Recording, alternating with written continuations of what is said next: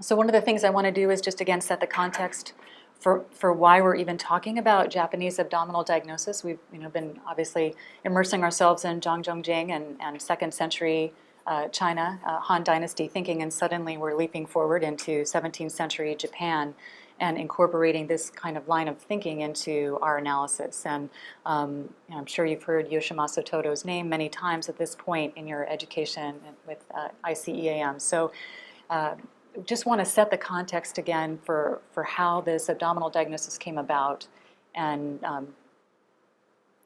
sort of organize this intersection of second century China plus abdomens from Inaba's text from the 17th century plus Otsuka's abdomens from the 20th century. And those three things are kind of converging into what we're going to be going through for the rest of the weekend.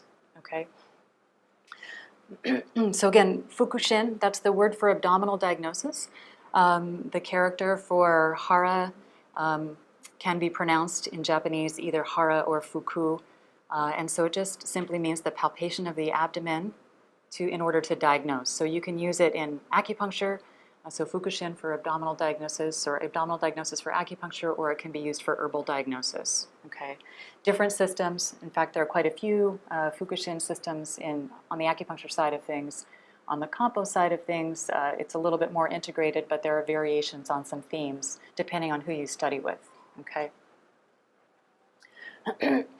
So the word kampo is again comes from the word for Han method. Okay, so this is a particular kind of diagnosis that traces its lineage back to the Han Dynasty and stays pretty true to the Shanghanlun formulas, but does include some formulas from the Jin and the Song Dynasty as well. And I'll get a little bit more into that. Sometimes the word kampo is used, if you read some historical or anthropological texts, they'll use it to refer to both acupuncture and herbs. Maybe in the 60s and 70s, but I think more so now when you see the word kampo, it tends to refer more exclusively to herbal diagnosis as separate from acupuncture diagnosis and from acupuncture and moxa. So at this point in time, I've seen a variety of statistics, but one of them is about 148 of the formulas are covered by the national insurance. In some places I've seen that up to 95% of Japanese medical doctors are using kampo in some way, shape, or form. The most popular part of medicine that uses kampo is OBGYN, especially for menopause. It's a very popular area. Now, how much training they've actually had is a little unclear to me, and really the resurgence in kampo in modern Japan has really been in the last even 8 to 10 years. It's becoming, there's really a ramping up in that short period of time. There were some leaders, prior to that, but I'd say in the last 8 to 10 years, the amount of research that you'll see on PubMed is really gaining ground. And so we're going to be hearing, I think, a lot more about kampo and the use of kampo formulas. So again, as a reminder to those of you who've had the lecture before, but new to those of you who are here for the first time, abdominal diagnosis sort of mysteriously shows up in the Edo period in Japan. There are some references to abdominal palpation in the classics, but as you know, if you've read the Shanghanlun, there's no standardized description of how one should palpate, how much calibration to use, is there any kind of pattern to the palpation? It's very unclear, but it is sort of obvious. One can infer from reading the text that in order to arrive at this information, Zhang Zhongding had to have been palpating. There are places where he says the patient will complain of a full abdomen, and yet when you the abdomen is soft to the touch. So clearly he was touching the abdomen, but in what way, we're not sure. There are the first clear abdominal map that we have is from the Nanjing, chapter 16, and I'll go through some of those maps, some of the abdominal maps that we have historically a little bit later in the presentation. But a key event happens, the Edo period in Japan, 1603 to 1868, during the Tokugawa shogunate, and this is when Japan cut off all contact with the rest of the world. And this resulted in a going inward, down and deep, and really refining, many aspects of Japanese art and culture and medicine. So, all acting, acupuncture, certainly, herbal diagnosis, all of these aspects of Japanese culture really flowered in this very deep and exclusive way. So it's considered a high point in Japanese history, in spite of the fact that Japan had cut itself off from the rest of the world for many reasons. And so this is the first time that Japanese Chinese medicine really takes on a Japanese character. Prior to this, Japan had really practiced Chinese medicine much in the way that it was practiced in China. They took their cue pretty exclusively from China. And then just remember that Chinese medicine didn't even get to Japan until the 6th century AD. So it's very recent that it even got there. And it got there a little bit through Korea, but then mostly through a relationship that China established with Japan in the 6th century. There was a Japanese monk who was on the ship that went to, I'm sorry, a Chinese monk that was on the ship that made it to Japan, and he had with him his Buddhist texts and also a lot of medicinal texts. And that's when that dialogue with Japan and China really began. And so again, for a long time, Japan just essentially did as they were instructed from their Chinese counterparts and used the texts and took their inspiration from the Chinese. But then when that contact was cut off, that's when they really developed their own sort of Japanification is one of the words I've seen of some of the aspects of Chinese medicine, one of which is this heavy emphasis on abdominal diagnosis, which really had fallen by the wayside in the Chinese traditions. So there's a couple of key players that we'll talk about. And again, remember that at this particular time, there were two major competing schools of abdominal diagnosis on the herbal side. And one of the influences in this return to the classics was also a dissatisfaction with Neo-Confucianism in China.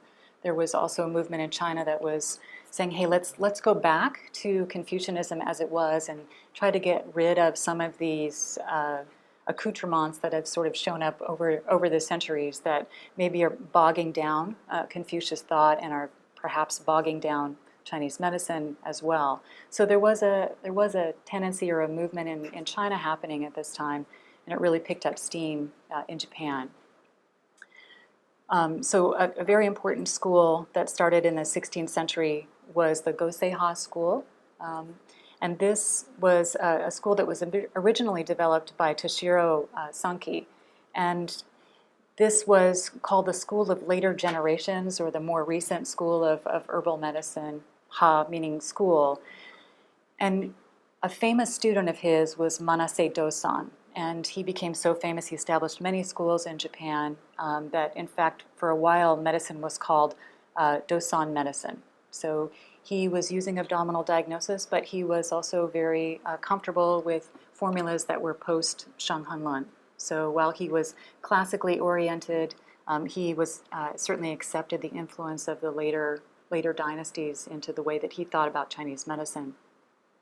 And actually, in some of the research I did, I found that the qi blood fluid model really actually began with him. He started playing around with that model.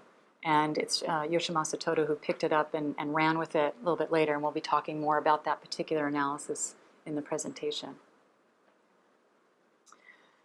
So Otsuka, who we'll talk about a little bit later, really considers Manase Dosan and Yoshimasu Todo as being the two key figures in this Japanification of Chinese medicine as it develops in the Edo period.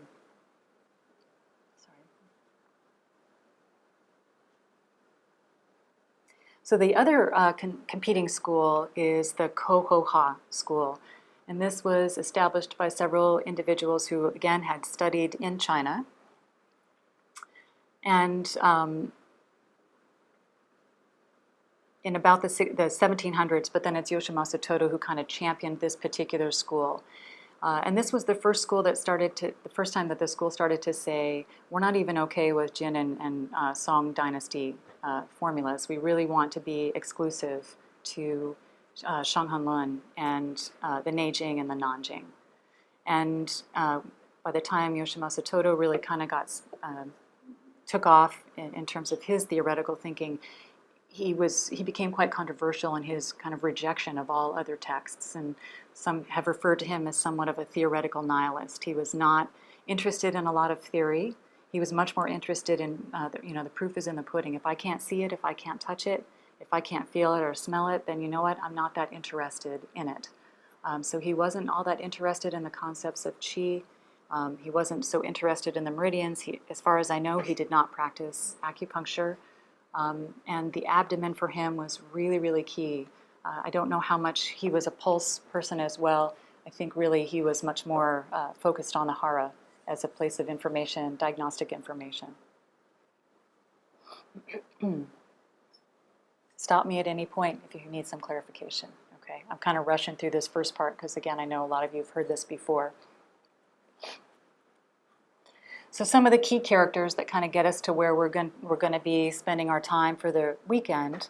Again, Yoshimasu Todo being probably the most important, and we've been talking about him a lot over the many weekends you've been studying with Arnaud. But he became a physician later in his life, and became quite a prolific writer. One of his teachers was the first person to perform an autopsy in Japan, and this was part of that interaction with Dutch medicine that had started in the 1500s. And so medical texts were coming in from Europe, where dissection had become acceptable. In Europe, it had not been acceptable in China and Japan for a very long time. And the only dissection I believe that we had historically was from the Han Dynasty, where the one criminal whose name I can't recall had been dissected, and so there was some information that was derived from that from like the 2nd century, but since then that it had not taken place. So Yoshimasu's teacher first dissected an otter and then dissected a human being, and so this created quite a stir. But he was of a similar mindset of Yoshimasu, which was, again, it has to be right in front of me for it to be kind of valid. Somewhat of a materialist in that sense, and less, again, of a theoretical thinker. So one of the key theoretical components of Yoshimasu's thinking is this idea of the toxin, that all disease comes from one toxin. And that toxin can be qi, it can be fluid or dampness or some kind of malfunction there, or it can be about blood. And so he really took that qi blood fluid model that, again, Manase Dosan had started working with and ran with it. And so his bias in the way that he thinks is if there's a toxin present, then that's the first thing we essentially need to deal with. We need to get rid of that. So unlike Japanese acupuncture, meridian therapy traditions, which tend to focus on tonification before you get rid of something, the kampo perspective or bias is the opposite of that. So if there's something that's stuck or congealed or problematic or obstructing, then that needs to go before we are going to consider tonification. And the word tonification is kind of a controversial term, even so more so for the Kohoha school. And I'll share a story about Shinshiwan and the scandal of having Shinshiwan in one's clinic a little bit later that happened to Otsuka. The other key concept that I'll go into a little bit more later in the presentation is the concept of sho, or pattern, which is the Japanese word for the Chinese word zheng, Z-H-E-N-G. Okay, so this is a kind of a complex conversation, and there's another slide in the presentation where I'll get into a little more detail about it, but it's, again, just briefly, and this idea that there's one gestalt, there's like one image or picture that you want to have, an overall perspective on what the show of the patient is, and then you want to connect the formula to that particular show. So the patient has a lot of variables, but the formula, if you know your formulas really well, then you'll have a really good insight into the show and can easily apply that to the patient. Okay, I'll go more into that.